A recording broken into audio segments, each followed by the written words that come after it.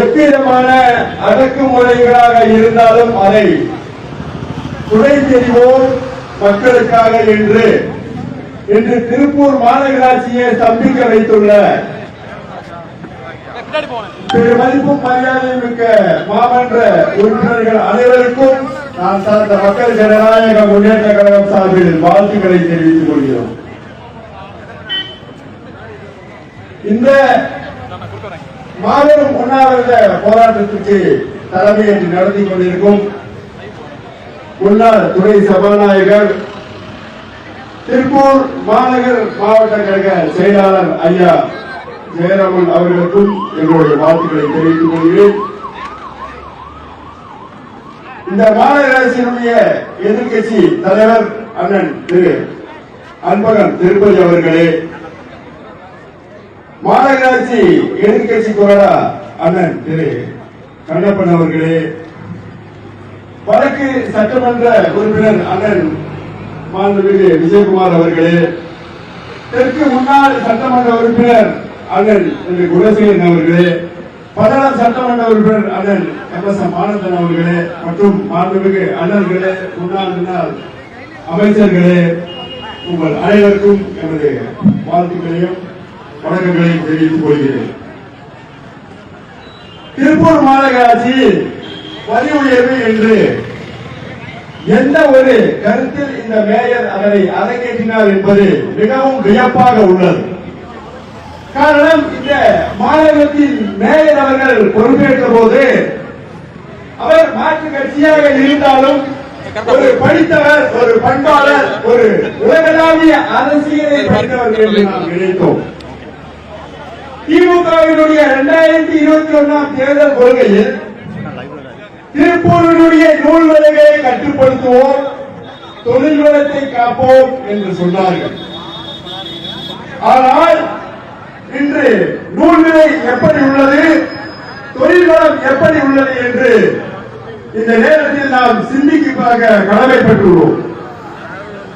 பகுத்தறிவு, சுயமரியாதை இவற்றையெல்லாம் பேசக்கூடிய மாண்புமிகு வணக்கத்திற்குரிய மேயர் அவர்கள் இந்த வரி உயர்வை மத்திய அரசு வற்புறுத்தியதால் நாங்கள் ஏற்றினோம் என்று சொல்கிறார்கள்.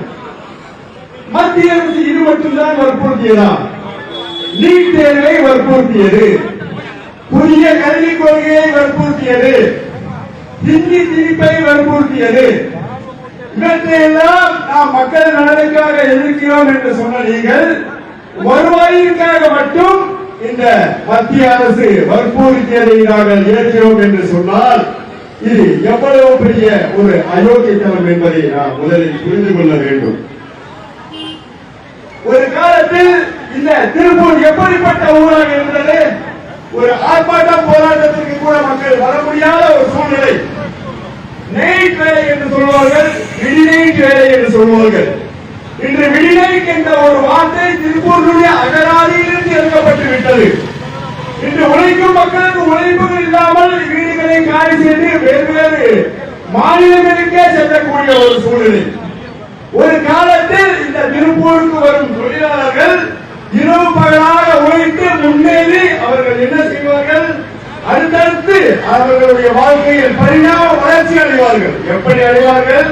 ஒரு தொழிலாளி கான்ட்ராக்டராக மாறுவான். ஒரு கான்ட்ராக்டராக ஒரு சின்ன செக்ஷன் வைப்பான். ஒரு சின்ன செக்ஷன் வைக்கக்கூடிய ஒரு ஜாபர் செய்யக்கூடிய ஒரு ஓனராக வருவான். ஒரு ஜாபர் செய்யக்கூடிய ஓனர் கட்டிங் டு பேக்கிங் செய்யக்கூடிய ஒரு ஓனராக வருவான். ஒரு கட்டிங் டு பேக்கிங் செய்யக்கூடிய ஒரு நபர் யான் டு பேக்கிங் செய்யக்கூடிய ஒரு இடத்துக்கு வருவான். ஒரு யான் டு பேக்கிங் செய்யக்கூடிய நபர் அந்த டைரக்ட் ஆர்டர் செய்யக்கூடிய ஒரு வளர்ச்சிக்கு வருவான். டைரக்ட் ஆர்டர்கள் செஞ்சு அதன் பிறகு என்ன பண்ணுவாங்க?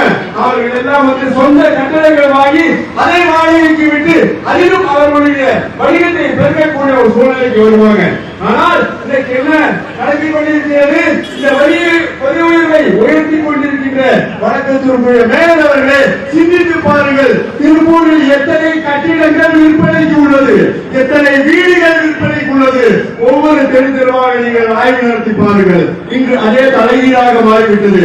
கட்டிடம் வைத்தவர்கள் விற்கிறார்கள், சொந்த ஆர்டர் செய்கிறவர்கள் ஜாபூர் செய்கிறார்கள், ஜாபூர் செய்தவர்கள் இன்று ஏதாவது கட்டணத்தை செய்ய முடியுமா என்று செய்கிறார்கள். கட்டணத்தை செஞ்சவங்க இன்னைக்கு கெட்ட போயிட்டு இருக்காங்க. அப்போ எந்த அளவிற்கு இந்த இந்த தொழில் வீழ்ச்சி ஏற்பட்டு திருப்பூர் நசுங்கிவிட்டது என்று சிந்தித்து பாருங்கள். ஒரு 10 ஆண்டு அல்லது 20 ஆண்டுகளுக்கு முன் சிந்தித்து பாருங்கள்.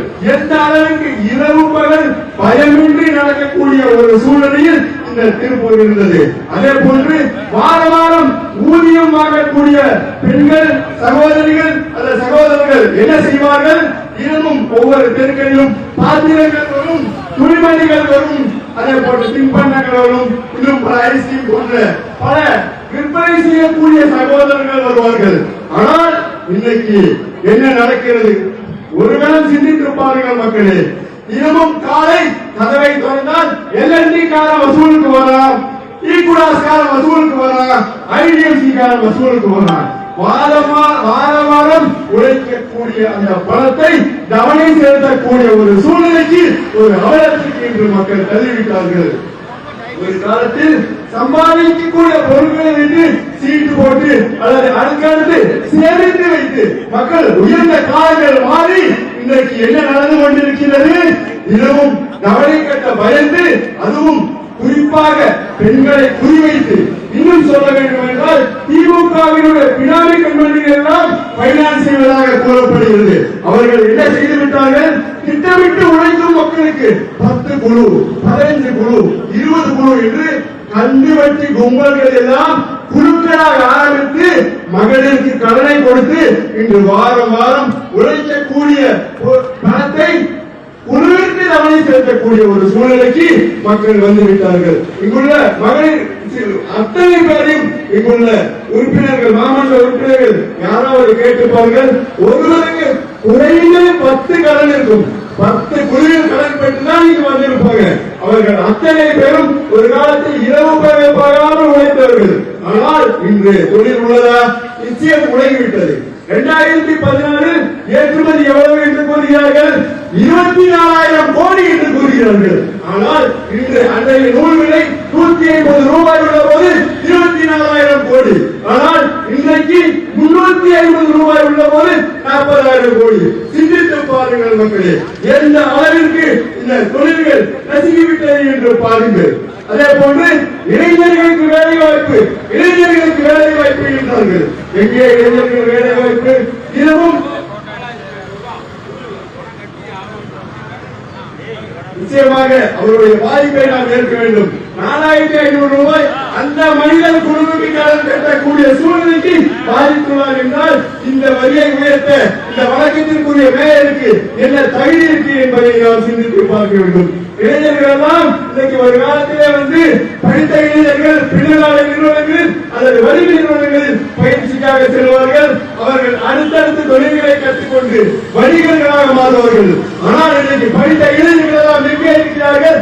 கலெக்ஷன் டீம் என்ற பெயரில் வேலைக்கு செல்கிறார்கள். அந்த இளைஞர்களை பார்த்து நாங்கள் கேட்டோம், ஏன் இளைஞர்களே நீங்கள் எல்லாம் படித்த பட்டதாரி இளைஞர்கள், அறிவுசார் பெருமக்கள், வணிகம் சார்ந்து, அறிவியல் சார்ந்து, விஞ்ஞானம் சார்ந்து, தொழில் சார்ந்து போக வேண்டிய நீங்கள் ஏன் இந்த வேலையில் சேர்ந்தீர்கள் என்று கேட்டோம். அப்போது அந்த இளைஞர்கள் சொன்னார்கள், நாட்டில் வேலை இல்லை, வேலையில்லா திண்டாட்டம், வேலையில்லா திண்டாட்டத்தால் நாங்கள் இந்த கலெக்ஷனில் சேர்ந்தோம் என்று. அப்போது அவர்களிடம் நாங்கள் கேட்டோம், ஏன் தம்பிகளா நீங்கள் எல்லாம் வேலை இல்லை என்று இந்த வேலையில் சேர்ந்தீர்கள், ஆனால் நீங்கள் என்ன செய்து கொண்டிருக்கிறீர்கள்? வேலை இல்லாமல் தொழில் நெறிவடைந்து இந்த மாவட்டத்தில் முற்றிலும் மக்கள் உலகின்ற சூழலில் அந்த சகோதரிகளை விரட்டி கலெக்ஷன் டீமில் பணம் கேட்கிறீர்கள் என்று கேட்கும்போது பல சகோதரர்கள் தலைமுறையில் இருக்கிறார்கள். அப்போது இந்த அரசை பார்த்து கேட்கிறோம், இந்த மண் எப்படிப்பட்ட மண்? இரவு பகல் பாராமல் உழைக்கக்கூடிய மக்கள் வாழக்கூடிய மண். வெவ்வேறு மாவட்டங்களிலிருந்து, வெவ்வேறு மாநிலங்களிலிருந்து நிராயுதபாணியாக இந்த ஊருக்கு வந்தால் அவர்கள் தொழிலாளிகளாகவும் தொழில் அறிவர்களாகவும் உயர்ந்து மிகப்பெரிய அளவில் வாழ்வில் லட்சியங்களை அடையக்கூடிய மண் என்பது நாம் எத்தனை பேர் இங்கே நாம் அதை சாதித்திருப்போம் என்பது நம் அனைவருக்கும் தெரியும். இன்னொரு முக்கியமான விஷயம், கந்துவட்டி தற்போது தலைவிரித்து ஆடுகிறது. எந்த அளவிற்கு என்றால் 10,000 ரூபாய்க்கு 1,000 ரூபாய், 10,000 ரூபாய்க்கு வார வட்டி 1,500 ரூபாய். இதுல பெரிய கொடுமை என்னன்னா, மாண்புமிகு புரட்சித் தலைவி அம்மா அவர்களுடைய ஆட்சி காலத்திலும், மாண்புமிகு எடப்பாடியார் அவர்களுடைய ஆட்சி காலத்திலும் காவல்துறை கந்துவட்டிகளை ஒடுக்கக்கூடிய ஒரு துறையாக இருந்தது. ஆனால் இன்றைய தினம் கந்துவட்டி தொடர்பான பிரச்சனை காவல் நிலையங்களுக்கு போகும்போது சில காவல்துறை அதிகாரிகள் கேட்கிறார்கள், பணம் வாங்கினால் கட்டித்தானே ஆக வேண்டும். இல்ல சார், கந்துவட்டி கூடுதல், கந்துவட்டின்னு தெரிஞ்சுதானே வாங்கினேன் அப்படின்னா கட்டித்தானே ஆகணும்னு சொல்றாங்க. அப்படி பார்த்தால் இந்த நாடு எதை நோக்கி சென்று கொண்டிருக்கிறது என்பதை பாருங்கள். உழைப்பில்லை, பிழைப்பில்லை, வர்த்தகமில்லை, வணிகமில்லை, இதெல்லாம் இல்லாமல் மக்கள் தவித்துக் கொண்டிருக்கும் சூழ்நிலையில் ஒரு காலத்தில் கந்துவட்டிக்கு வாங்கியவர்கள் கூட முன்னேறினார்கள். ஆனால் இன்றைய நிலையில பெரிய பெரிய தொழிலதிபர்கள் கூட இன்றைக்கு கந்துவட்டிக்கும் பேங்க் லோனுக்கும் வாங்கிக் கொண்டு அவர்களுடைய வாழ்க்கை முடிந்து விட்டது.